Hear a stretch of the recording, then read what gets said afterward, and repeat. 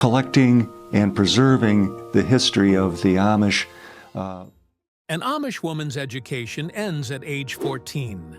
And that's just the beginning of what she can't do. She can't vote, can't speak in church, and can't even have her picture taken without risking punishment. But the most disturbing secret involves what happens when abuse occurs behind closed doors. Former Amish women have revealed a culture of silence, where victims are told to forgive and forget, while abusers face only temporary shunning before being welcomed back. These women face an impossible choice between their faith and their family's well-being. What price are they really paying for tradition? One of the most surprising secrets about old Amish traditions is something called bundling. It still quietly happens in some of the most strict Amish groups. It might sound shocking today, but bundling means a young man and woman who are dating can actually sleep in the same bed together. They're fully clothed, or sometimes just in undergarments, and they're supposed to avoid sex. Yes, two unmarried Amish teens lying in the same bed in her parents' house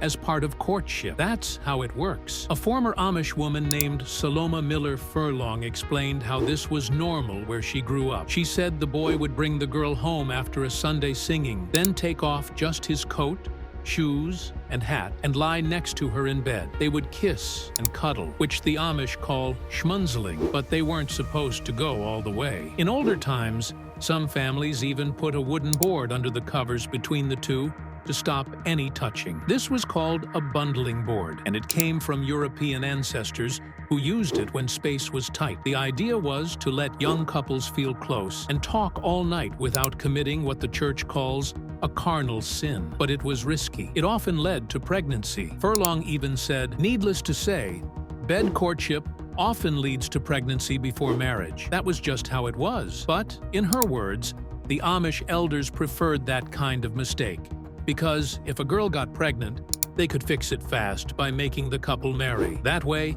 they wouldn't leave the Amish world to run away together. It kept them inside the community, and that was the real goal. Amish dating isn't like regular dating. There's no such thing as dating around or casual hookups. An Amish girl usually starts courting around age 17 to 20, and most are married by their early 20s. The average bride is 21. The average groom is 22. If a woman isn't married by 25, she might even be called an old maid, though that's a little less common now. Amish marriages aren't arranged by families, but they do need the church's approval. You can only marry someone Amish. If a baptized Amish girl marries someone outside the faith, she's out. She would have to leave the church, and that's almost unheard of. So the dating pool is small. Everyone knows everyone, and sometimes the boy and girl are even second cousins. That's not considered wrong among the Amish. It happens more than people think. Because of that, the Amish sometimes ask their youth to visit other communities to find spouses who aren't so closely related. But cousin marriages still happen, and they're accepted. Amish couples usually date quietly. After the boy gives the girl a buggy ride home, they might keep company for months or even years.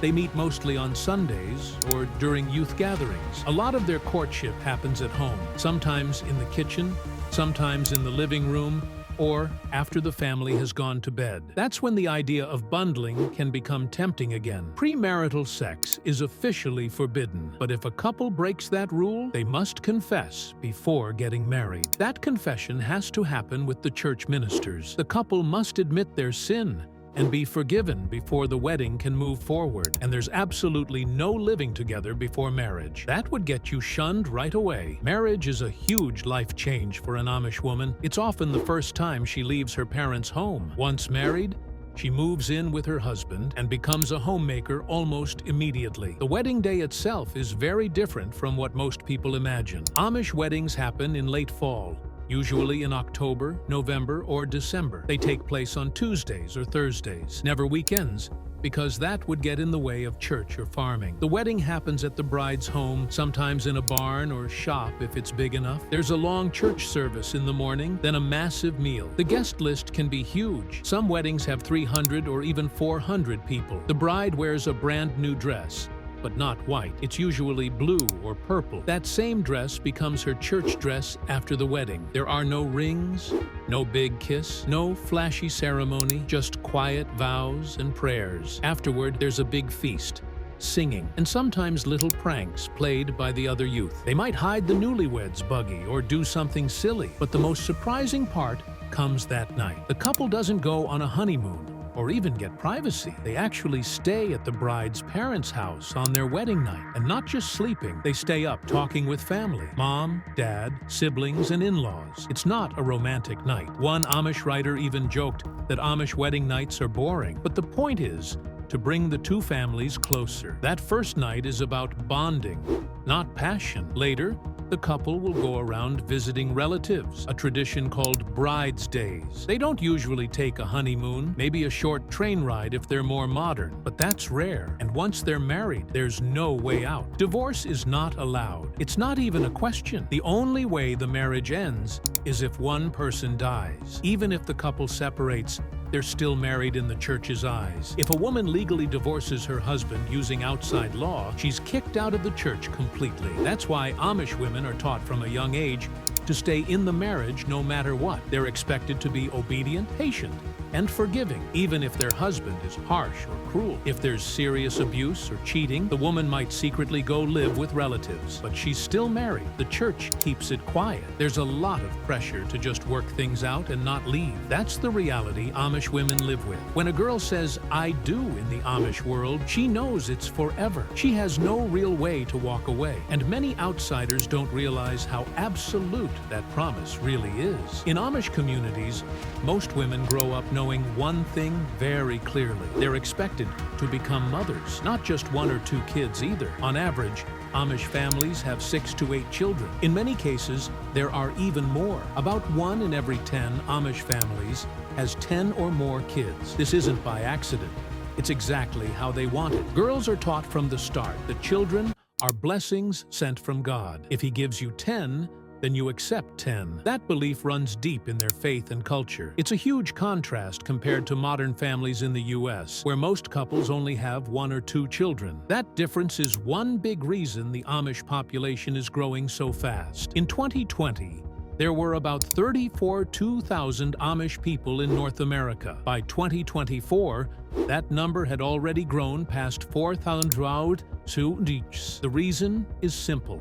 Amish women keep having babies, and they usually don't use birth control. Officially, birth control is not allowed. The church teaches that it shows a lack of trust in God. If God decides you're going to have another baby, then that's what's meant to be. Things like pills or surgeries to prevent pregnancy are seen as wrong. Also, large families are useful in Amish life, especially when it comes to farming or taking care of the community. Still, some quiet changes are starting to happen. A few couples in more modern Amish towns have begun using natural methods, or maybe even secret birth control. You'll never hear them say it out loud, though. In places like Lancaster, Pennsylvania, families often stop after 5 or 6 kids, which could mean some people are doing things differently behind closed doors. But in the strictest Amish groups, anything related to birth control is still completely off limits. A woman who uses it wouldn't dare talk about it, not even with friends. If word got out, it could bring embarrassment or even church punishment. So for most Amish women,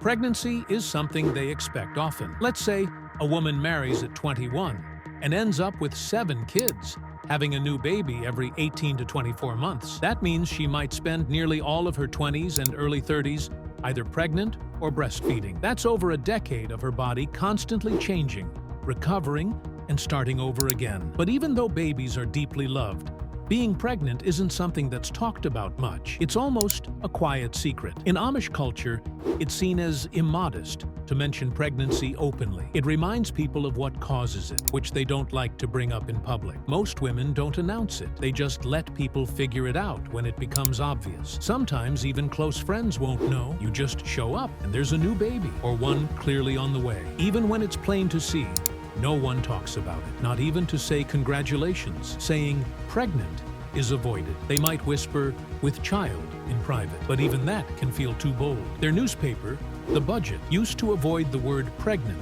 completely. That silence isn't sadness. It's just the way they keep things private and respectful. They don't post baby bumps or ultrasound photos. They see pregnancy as something special but personal. What's public is the joy after the baby arrives. Then you'll see plenty of support and celebration, but even then, it stays simple and humble. When it's time to give birth, Many Amish women don't go to hospitals. In the stricter groups, hospitals are avoided unless it's truly needed. In one community in Ohio, 59% of old order Amish births happened in hospitals. That means 41% were at home or in smaller places like birthing centers. For the very conservative Swartz and Truber Amish, less than 20% of births take place in hospitals. Why avoid hospitals? A few reasons.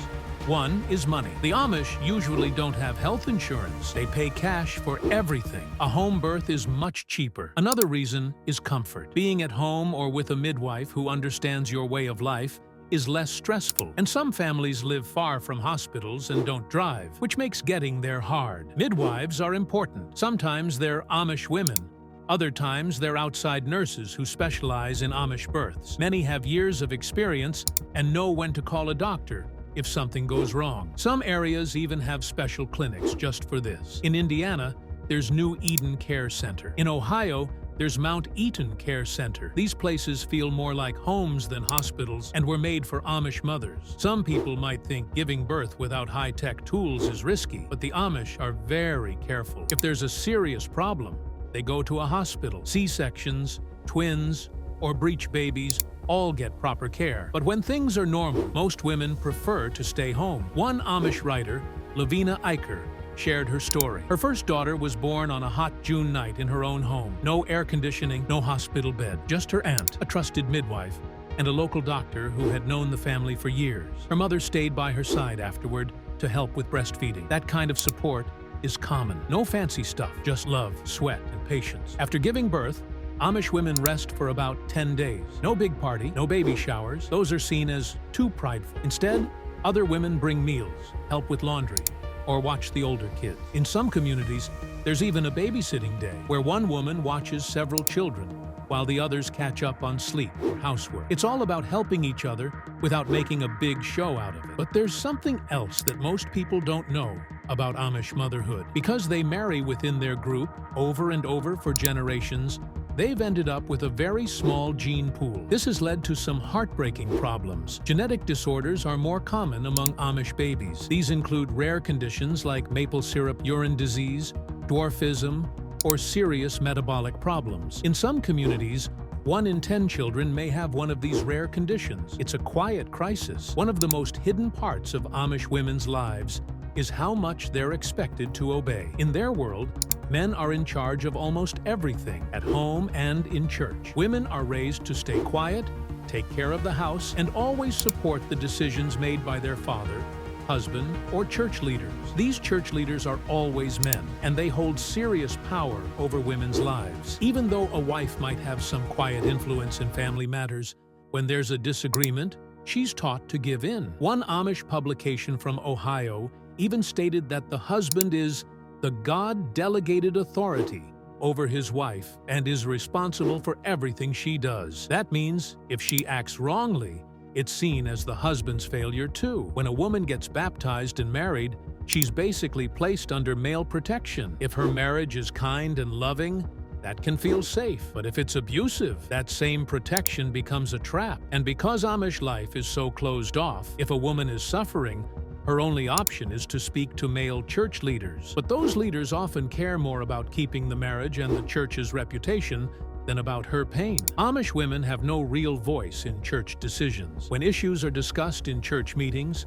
women might silently vote or just nod in agreement, but they don't speak out. They don't lead prayers in mixed gatherings. When it comes to anything important, the men speak and the women stay quiet. Because of this, many women can't even find the words to describe when something is wrong. They're taught not to complain, to accept pain like Jesus did, and that going to outside help like police or counselors is disloyal to the church. The Amish value something called Gelassenheit, a spirit of meekness and yielding. Amish women are expected to live by this, even when it harms them. One of the most disturbing parts of Amish life is how often abuse stays hidden. There have been many cases of domestic violence and sexual abuse, and the culture of silence means these crimes often stay buried. In 2020, Cosmopolitan and Type investigations exposed what they called a culture of incest, rape, and abuse in Amish communities. Journalist Sarah McClure interviewed many survivors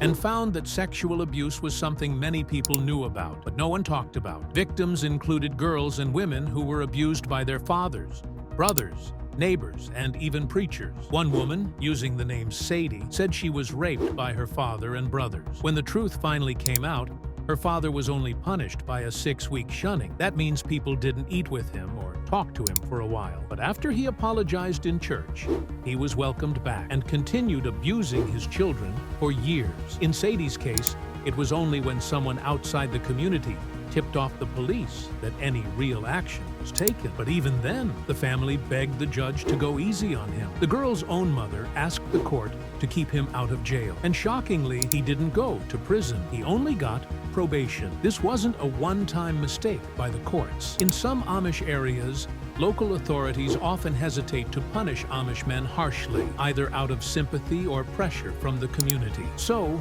the abuser walks free, while the girl is told to forgive and move on. The church sees crimes like these as spiritual matters. If a man confesses and says he's sorry, they believe his sin is washed away. He might get shunned for a while, but afterward, the church acts like it never happened. The victim is expected to do the same. But imagine what that does to a girl who was hurt. She sees her abuser forgiven and accepted, while her pain is ignored. If she keeps trying to get help, she may even be punished. Some women have been threatened with excommunication just for reporting abuse to outsiders. One woman named Esther, who was abused when she was 9, said this: "We're told that it's not Christ-like to report these crimes. It's so ingrained. There are so many people who go to church and just endure." That's what many Amish women are taught, to just endure. Even when it comes to rape within marriage, the system fails them. Amish wives are expected to give in to their husband's desires. If they say no or disobey, some men feel they have the right to force them. The Amish language doesn't even have a word for marital rape, and if a woman complains, she's usually told to pray more or be a better wife. Divorce is forbidden, so even a woman being hurt has to stay. One ex-Amish woman named Audrey Kay told how her husband raped their daughters and cheated on her. When she went to the church for help, they tried to cover it up. She finally turned to the police to protect her children. That meant leaving the Amish way of life completely. Now she helps other survivors as a therapist, but she had to become an outsider to do it. Within the Amish world,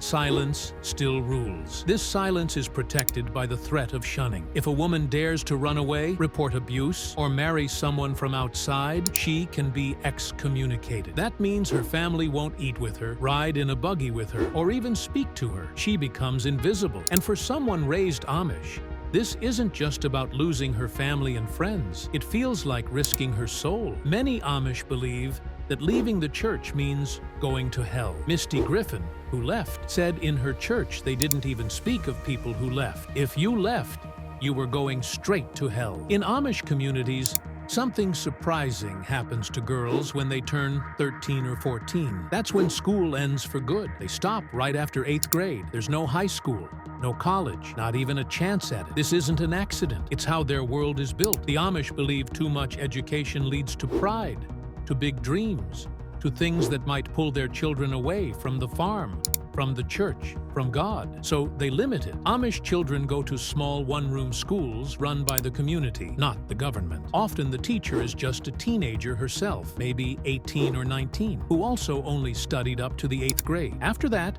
she teaches for a few years, then steps away to become a wife and mother. That's the usual path. These schools don't offer advanced science, no literature, no history beyond Bible lessons or local events. By the time an Amish girl is 14, she's done with books and pencils. She trades the school desk for an apron. From then on, she learns by doing. She'll spend her days learning how to cook for a dozen people, how to sew quilts by hand, how to care for babies, and make a garden feed a whole family. She won't study algebra, she won't write essays, and she won't read novels. Her classroom is the kitchen, her textbook is the Bible, and her teacher is her mother. The reason behind all this goes back to something the Amish fought for and won. In 1972, the U.S. Supreme Court ruled in a case called Wisconsin versus Yoder.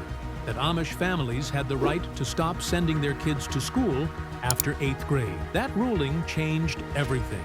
Since then, it's been legal for Amish communities to cut off education at 14. They saw it as protecting their values. The rest of the country saw it as a strange exception. It's not just about school, though. It's about control. It's about making sure girls don't get too curious about the outside world. Because once they start asking questions, they might not stop. So questioning isn't encouraged. Critical thinking is not taught. Obedience is. Submission is. There's even a word for it in their culture, Gelassenheit. It means yielding, giving up control, especially to men, to elders, to tradition. Amish girls grow up being told that this is holy, that this is the way it should be. This is why Amish women rarely write books. They don't write newspaper columns. They don't vote. They don't go to town meetings. They don't give speeches. Most won't even speak up in their own church. It's always the men who lead, the men who decide. The women are expected to stay silent, stay home, and serve. They also speak differently. At home, most Amish women use a German dialect called Pennsylvania Dutch. English is something they use only when dealing with outsiders. That makes it even harder for them to feel confident when speaking with people from the outside world. It keeps them in their place. It keeps them quiet. Even when a woman is incredibly smart, sharp, and strong within her home, her knowledge is limited to the world she was allowed to see. If you gave her a legal document or a college-level science book, it wouldn't make sense to her. Not because she couldn't understand it, but because she was never allowed to try. And if she wanted to go beyond that, if she secretly wished for more learning, the only way to do it would be to leave the Amish entirely. But walking away from that world comes with enormous pain. You lose your family. You lose your community. You're often cut off completely. To the Amish leaders, higher education is not only unnecessary, but dangerous. They believe it would damage a woman's soul. A woman doesn't need to understand modern politics or economics. She needs to know how to bake bread, raise 10 children, and be quiet when her husband speaks. That's the belief, that's the rule, and for the most part, it works. The women live that life without questioning it. They believe it's God's will. They believe this is what makes them good. But the truth is, many of them are trapped in a world that doesn't give them a choice. A world where stopping school at 14 is seen as normal. A world where being curious is discouraged. A world that stays quiet, not because there's nothing to say, but because the girls never got the words to say it. Amish women live by a dress code that goes far beyond fashion. They don't just wear plain dresses because they want to. They wear them because it's part of their faith, their identity, and the way they show devotion. Most dresses are homemade and come in soft shades like blue, purple, or gray. They are long, reaching mid-calf, or even all the way to the ankle, no matter how hot it gets in summer. The dresses have high necklines and long sleeves. They're always loose, so the shape of the body stays hidden. Amish women are never seen in pants or shorts. It's always a skirt or dress, usually with a simple apron tied over it. Even the smallest touches that might look decorative are removed. In many Amish communities, buttons are not allowed. They believe buttons are too flashy or proud. Instead,